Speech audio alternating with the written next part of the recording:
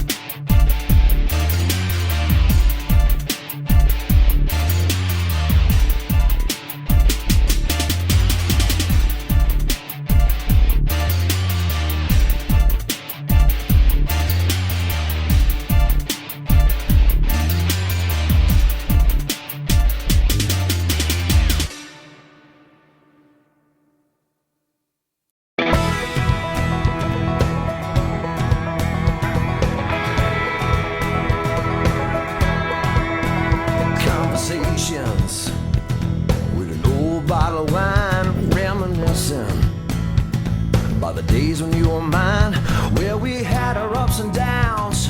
The bad outweigh the good. We had tried to work it out. Hell, I wondered if we could. Now I'm feeling lost and so alone. Yeah, I'm bleeding, spinning way out of control. Well, you say you need your time, that you need your space. Oh, baby, I don't understand. All I got to say is, what about me? What about us? What about life, baby? What about love? What about all our hopes, our plans, and all our dreams? Yeah. What about me?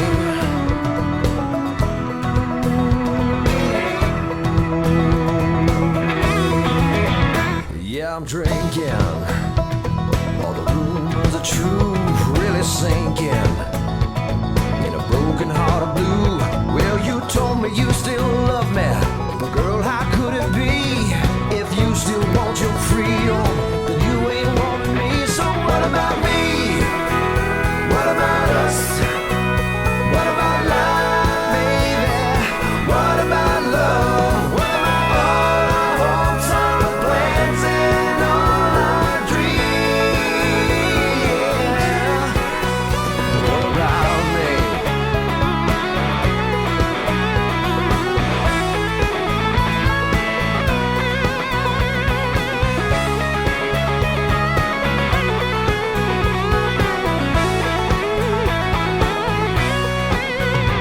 You say you're gonna go, I wave goodbye. Goodbye, baby. Don't you worry about all these tears I've cried. These conversations with an open bottle of wine let me know that today I'll be alright. Cause we've tried to work it out. Too bad we never could. We had our ups and downs. Now you're gone for good. So what about me? What about us? What about life, baby? What about love? What about all our hopes, our plans, and all our dreams? What about me? What about us? What about life, baby? What about love? What about all our hopes, our plans, and all our dreams? What about me?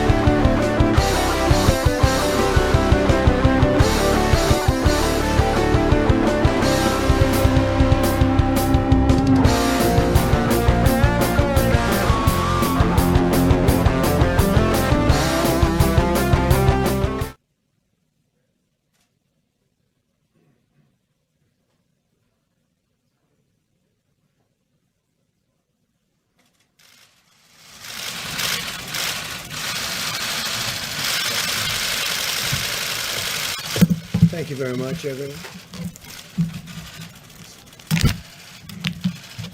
Thank you. We continue to see evidence that our aggressive strategy is working and working at a very high level. Nationwide, the percent of tests that come back positive has declined very significantly. Last week, roughly 38% of the tests in New York were positive. This week, that number is down to 28%. New cases in New York are down 50% compared to a week ago, and fatalities are down 40% over the same period. In Louisiana, the rate of positive test resulted declined from 25% down to 15% in the last 7 days alone. 18 states now show a decline in a number of positive tests in the last 7 days. So over the last 7 days, been very, very significant progress. Half of all Americans live in states that have now taken steps to open their economies. Just yesterday, Governors Gavin Newsom, California, Tim Walz of Minnesota, and Bill Lee of Tennessee announced additional plans to restart certain sectors. We ask every American to maintain vigilance and hygiene, social distancing, and voluntary use of face coverings. We're opening our country. It's very exciting to see. We have a lot of talent involved, from governors down to people that just stand there and help you with the doors. There's been tremendous talent involved and tremendous spirit from our country. The country is a great place, and it's going to be greater than ever before. I really believe that. I think there's going to be a tremendous upward shift. I spoke with Tim Cook today of Apple, and they have a good sense of the market, and he feels it's going to be a V. The V is sharply upward later on as we actually get it fully open. Today, I signed the Paycheck Protection Program and Healthcare Enhancement Act, providing $320 billion to keep American workers on the payroll. $30 billion of the Paycheck Protection Funds will be reserved for small financial institutions, including those that serve minority and distressed communities, extending vital relief to thousands of African American and Hispanic American small business owners and their employees. The bill also delivers $75 billion for hospitals, so badly needed for hospitals. They've taken a very big hit. And medical providers in areas less affected by the virus. Hospitals and doctors should work with their state and local health officials on ways to safely resume elective medical treatments and care. Under the CARES Act, we're sending direct payments to millions of American workers. More than 80 million Americans have already received their payment, $3,400 for a typical family of four. $3,400. That's great. And you deserve it. The CARES Act requires that the federal government send out a notice of what benefits Americans are receiving. To fulfill the requirement, the Treasury Department is mailing a letter to me. It will include the amount, their economic impact payment, how it will arrive, direct deposit, check, or prepaid debit card, as well as a message to the nation letting each American know that we are getting through this challenge together as one American family. And that's what's been happening. The whole world is watching us. You have 184 countries out there that have been hit, and now it's probably higher than that. But they're all watching us. They're all watching, and they're calling, and they respect what we're doing so much. I spoke with the leaders of numerous countries today. They're asking if we can send them ventilators, and I'm agreeing to do it. We have tremendous capacity, now overcapacity of ventilators. We're filling up stockpiles for our states and for ourselves. Federal government has over 10,000 ventilators, and we could have a lot more if we wanted to do that, but we're helping Mexico, Honduras, Indonesia, France. We're sending to France. We're sending to Spain. We're sending to Italy, and we'll probably be sending to Germany should they need them. Over the last 3 years, we built the strongest economy and the most successful country the world has ever seen. Greatest economy the world has ever seen. Nobody's ever done anything like what we were able to do.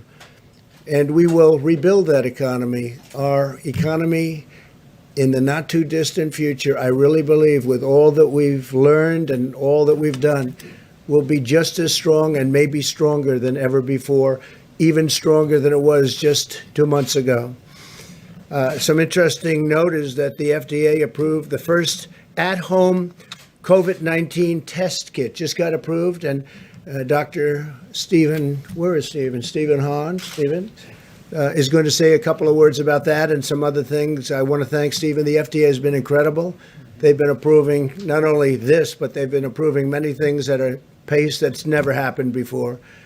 And they're being very safe about it, as Stephen told me. He's told me very strongly. But at the same time, they're approving things at record numbers at a record rate, and it's really been helpful. Many tests are going on, many vaccine tests, and tests of every different kind. And things are happening, just like this event, things are happening very rapidly, and I'd like to have Stephen tell you a little bit about it. Thank you very much, Steve. Thank you, Mr. President. I appreciate the opportunity to tell you about what's happening at the FDA. We have a team of more than 18,000 employees, including 10,000 scientists, doctors, pharmacists, and nurses. And they've been working around the clock because, as you probably know, many of the medical products that are being used for the COVID-19 outbreak are, in fact, regulated by FDA. The staff have been hard at work authorizing tests and other medical products. As part of these efforts to support diagnostic test development during this global pandemic, the President has asked us, and under his leadership, to actually cut down as many barriers as we possibly could to get medical products into the medical community, and we have done that, of course, recognizing the urgency of the situation. I do want to emphasize what the President said, that we are very much paying attention to safety and with respect to test validity and reliability of those tests. And I think it's really important to understand how far we've come in just a few short months.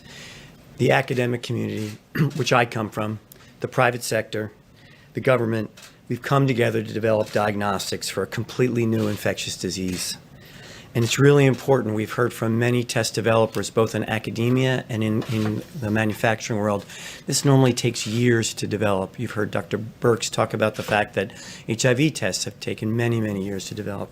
This has happened in weeks and months.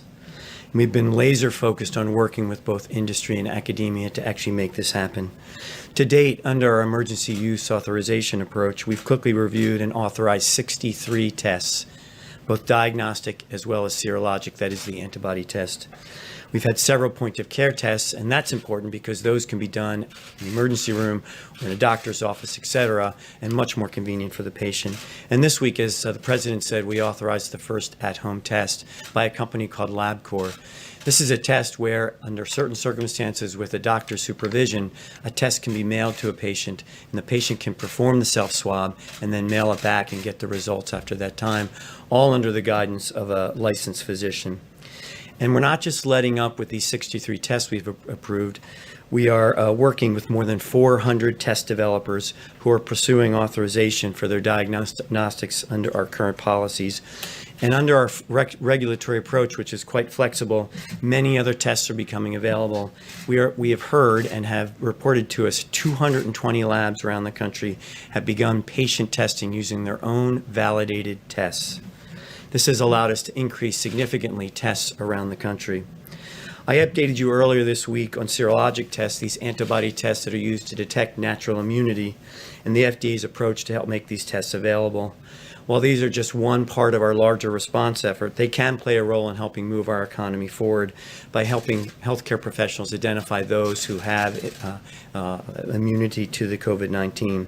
And just finally, when it comes to therapeutics, we are leaving no stone unturned in finding treatments for COVID-19. You do know that we don't have any approved currently therapeutics for COVID-19, but we are actively involved with both the academic and the commercial and private sector to find those. 72 trials of therapeutics are underway in the United States under FDA oversight, and 211 are in the planning stages. So we expect to see more. This includes convalescent plasma as well as antiviral therapies. Work continues on vaccines, and 2 firms have announced that the FDA has authorized their trials to go forward, one of which we've mentioned here before. And finally, in response to the President's and Task Force requests, we've stood up the Coronavirus Treatment Acceleration Program. We are leaving no stone unturned, as I said, and we're working around the clock to develop these therapeutics for the American people. people. Thank you very much. Dr. Hahn, a question about antibody tests, please. It's a quick question, and it's timely because just about an hour ago, a subcommittee with oversight released some findings that the FDA doesn't have any review of the antibody tests that are on the market. There are no guidelines to tell which ones should be out there, and there's no way to test their accuracy. They're quite worried that these are junk tests on the market because they weren't reviewed before they were approved. Is that true? So under our policy, we provided flexibility. What we've told manufacturers is that in order to market in the U.S., they have to validate their tests. They have to tell us that they validated their tests. And then in the package insert, they have to let people know, and users, labs, et cetera, that those tests were not authorized by FDA. We've authorized 4. As I mentioned, more in the pipeline. And these tests that have come in without any information to us, but have been self-validated, as I mentioned at the podium a couple days ago, we are working with the National Cancer Institute as well as CDC to perform our own validation of the tests that have been sent to us. So we'll provide as much information as we possibly can. And there is transparency on our website about those tests and also the tests that we have authorized. Thank you. Thank you very much, Mike. Please. Thank you, Mr. President. From early in this effort, President Trump has called forth a whole of government response to the coronavirus epidemic in America. And by that, the President made clear when he asked me to lead the White House Coronavirus Task Force, not merely a whole of the federal government, but a full partnership with state and local governments across the country. And today we renewed that with our latest conference call with governors all across America. We've met with them today specifically to speak about the progress that our governors are making, expanding testing across the country. And we were pleased to hear about the extraordinary and rapid progress that governors are making. At the outset of the call, where we had more than 50 of our nation's governors, we, of course, had Pete Gaynor of FEMA report on progress. More than 35,000 National Guards stood up, 5,000 active duty military deployed in 10 states. And we were also pleased to report that FEMA, HHS, and the private sector have coordinated the delivery of shipments to states around the country, including nearly 67 million N95 masks, 105 million surgical masks, surgical gowns, shields, gloves, more than 10,000 ventilators, and more than 8,000 federal field medical station beds. Beyond the report that we provided to the governors, we assured them that at the President's direction, this is one team, one mission. And we've made it clear to the governors that we know we're all in this together. And the partnership that we have forged together really begins with mitigation efforts. It moves to making sure our healthcare workers have the support they need, but also testing is in the forefront of all of our minds. We're working to make it possible for every governor to access the existing capacity to enable our states to be able to reopen responsibly under the phased approach that the President unveiled 1 week ago. A little bit of context, you may recall that 1 month ago, all of the testing that had been done in America, 80,000 Americans had been tested. But as of this morning, 5.1 million Americans have been tested for the coronavirus. A quick reminder to our fellow Americans, and this was something from our scientists today at the task force. We reminded governors of this as well, that as testing increases dramatically across the country, cases will increase as well.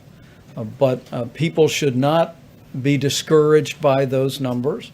We are looking at very positive trends in hospitalization, in emergency room entrances, and we continue to see, as we've said at this podium every day over the last several weeks, we continue to see positive progress, not just on the West Coast, but even where the coronavirus epidemic has most deeply impacted in areas of the greater New York City area, New Orleans, Detroit, and elsewhere. On our nearly 2-hour phone call today with those governors, we heard of the progress governors were making in implementing the resources that we've been working to provide them, not just the medical equipment, but also, as you recall, that map a week ago that showed where all of the equipment is all across the country in all 50 states. Governor Cuomo joined us for the call today. He spoke favorably of his meeting here at the White House, Mr. President, and his recognition that testing is a partnership between the federal and state governments. As Governor Cuomo said today, he understood that the federal government works with national manufacturing and supply chain, and the governors deal with the labs to expand and implement testing at the state level. Governor Cuomo also explained how he's using his licensing authority as a governor to stand up the more than 300 labs that can do coronavirus testing in the state of New York. And we congratulated him for his leadership in that and urged other governors to use their authority similarly. In Tennessee, Governor Bill Lee told us that he's deployed the National Guard to stand up more than 20 drive-through test sites. They're testing 10,000 people a day, have already tested more than 130,000 people in Tennessee, and they expect to surge another 15,000 people in testing sites this weekend in Tennessee. Massachusetts is an area we're continuing to watch very closely as cases have not yet stabilized, and Governor Charlie Baker, after he thanked us, Mr. President, for the Army Corps of Engineers deployment of 4 field hospitals, he described how they have rapidly expanded testing all across Massachusetts. We commended him for that. In the beginning of March, he said they had just 1 testing site in the state of Massachusetts. And now, thanks to Governor Charlie Baker's team, they have more than 30 testing sites. Minnesota Governor Tim Walz reflected on the call today about the partnership he's forged with the Mayo Clinic, the University of Minnesota, and State Health Department. They're actually collaborating to perform 20,000 molecular tests and 15,000 antibody tests per day. And I'm looking forward to traveling to the Mayo Clinic in Minnesota on Tuesday of next week to learn firsthand from the governor about their efforts across the state to expand testing. Iowa Governor Kim Reynolds gave us an update, Mr. President, on her progress. She's literally tripling testing capacity in her state through a partnership with the private sector, with the University of Iowa and Iowa State University. She also launched the testiowa.com website, which actually creates an access point for people to fill out a questionnaire about whether or not their symptoms or circumstances would justify a test. She said in the first 72 hours, 150,000 people went to the test site to receive an assessment, and Iowa is now testing 4,500 people a day in their state.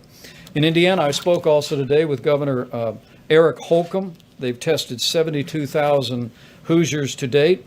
They're adding drive-through sites. They'll have 10 drive-through sites established by the state of Indiana before the end of the weekend. And as other governors have done, Governor Holcomb last week opened up half of their elective surgery sites and hospitals across the state, and they'll be opening up the balance of their elective surgery sites next week. In Maryland, another area that we're watching very closely, Governor Larry Hogan expressed appreciation for federal support as he's continuing to scale testing. He had been in touch with the National Institute of Health, which is opening up its laboratories for Maryland to do testing, and we were also able to confirm to him that Walter Reed Hospital's laboratory capacity is available to Maryland.